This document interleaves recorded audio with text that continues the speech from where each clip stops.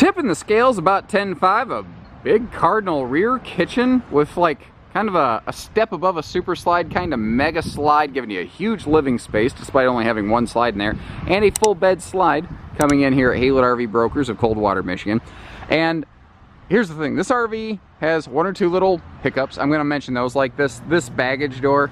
It's seen some better days. It's okay. It's just seen a couple better days. And overall, the RV is in great shape.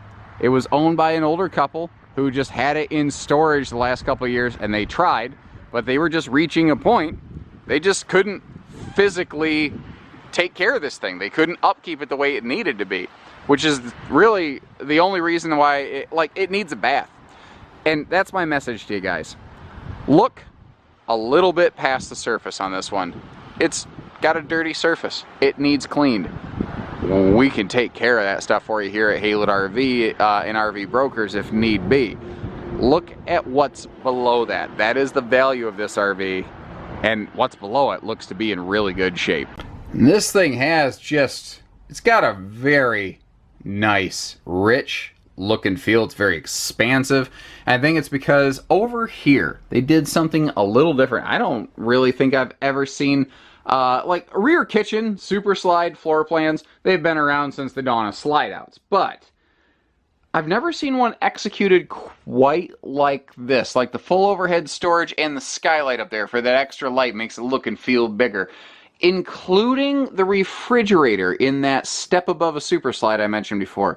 That right there, I think, is really the defining trait of this floor plan, because it opens up the entire back area of this RV, which is where your eyes naturally go when you walk in. This thing it feels anything but small and clustered.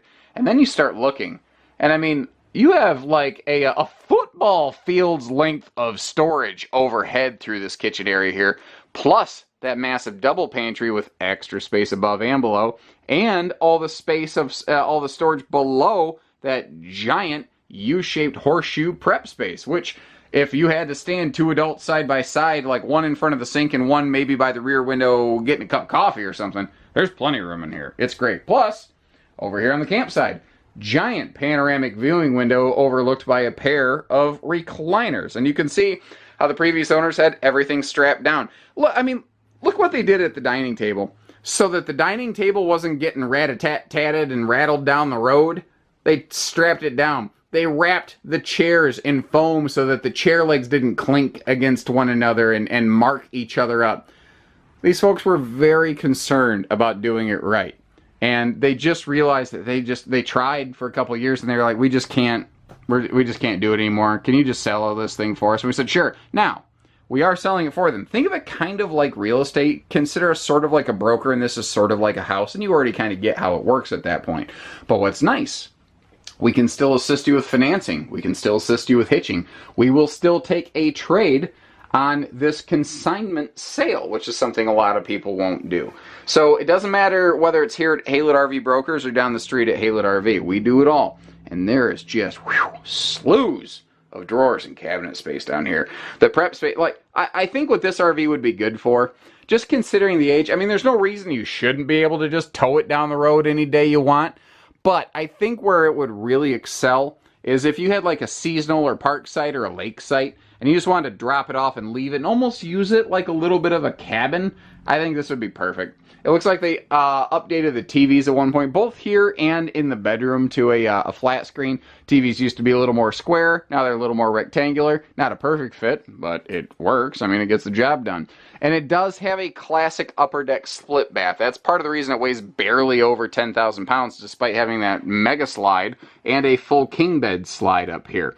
The bedroom, nice and bright and light. I like all the windows. I like the mirrors, the cross breeze windows on either side of that headboard, and even just the way I'm guessing the missus dressed up the bedding there. It looks good.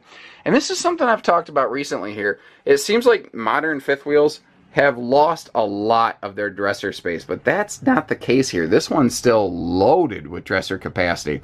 It is a single air unit. Let me get up here This might be, I think this is actually 30 amp. I don't believe this is dual air capable. I don't think it's prepped and ready for that. This is a member, it's hard to tell with Cardinals. That's one of the hiccups with them over the years. It's very difficult to see with a Cardinal what trim level, which product level, like up, down, or in between are you looking at in a Cardinal? Because they all just say Cardinal. And they make the same floor plan, but kind of like you can get a car with the LS, LT, LX trim package. You could always sort of do that with a Cardinal. But it's tricky to know, unless you really, really just made a life out of knowing these things, which one you're looking at here. I like that big Max Air vent fan up top, though. Now, one thing I noticed as I was walking through here just now, I want to always be fair. I noticed there are a couple little braille bumps up here in the ceiling. That is a mold spore. It does not look widespread. It looks very small and localized, actually. But it's there, and you deserve to know about it. And I believe that lying by omission is still lying, and I'll take no part in it. So I hope you appreciate the transparency and the decency. Obviously, I respect you folks and how hard you work for your money, which is why I want to circle back to this. When we began, I said this baggage door has seen some better days. This is pretty common, actually, in RVs that have manual awnings, the big fifth wheels of yesteryear. This is a swing open baggage door, and if I pull it open here, if I can get a hold of it, you'll see how very quickly you realize that what happened here is that wind probably caught that awning arm, it flew open, and it punctured a hole right there. Frankly, I think most of the used Cardinals I've seen have had that happen, because eventually it was going to happen.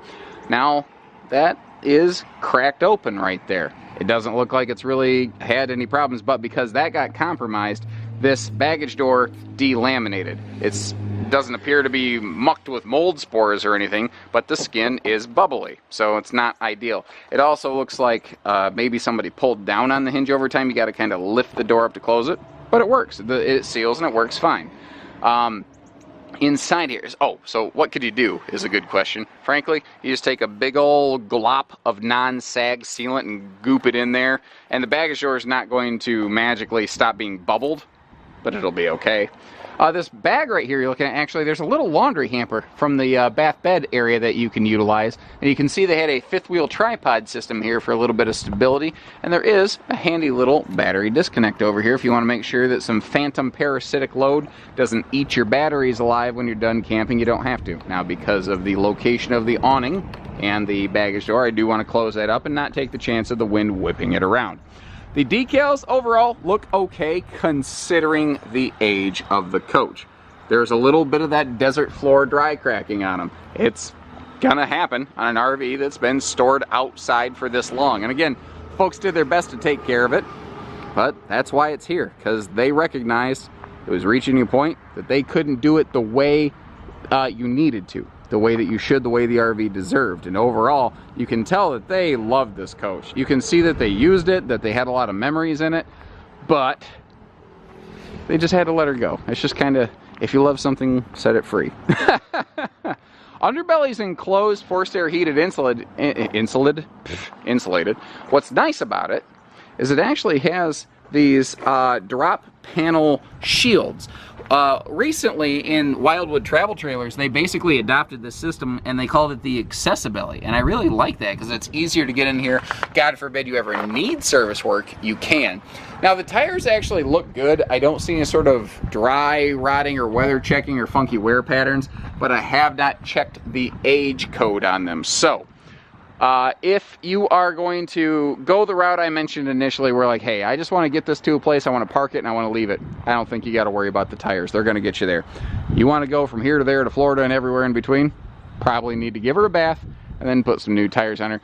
Well, pardon the interruption here. I noticed something like as I was walking away from the RV, the sunlight shifted, the clouds moved, and I went, oh, we have a little bit of delamination on this rear wall.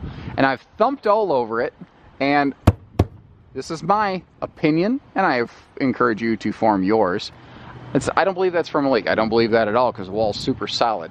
That is stress delamination because there's a slight amount of it on the other side of the RV as well. But again, the light is not shining on the RV where I could see it. So why is that and what is that? Well, actually, older rear kitchen fifth wheels were somewhat notorious for this.